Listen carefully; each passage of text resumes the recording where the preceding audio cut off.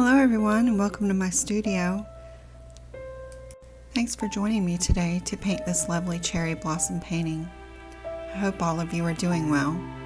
Spring is coming very quickly here in the South. We didn't have much of a winter this year, but we get a different kind of snow here in Georgia. Our snow is called pollen. So in light of the early spring this year, I decided to paint one of my favorites, the Yoshino cherry tree. I hope you guys enjoy this one and it gives you inspiration to paint. I used a photo from Pixabay as my reference, and I've left a link to the photo in the description box below.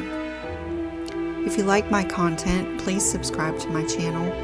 It's free, and if you hit the bell notification, you will be notified when I upload new videos.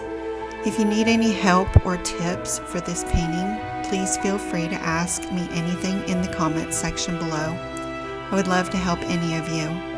I'm a self-taught artist, so I've learned through a lot of trial and error, so all your questions are valid. Thank you for watching and have a great day, everyone.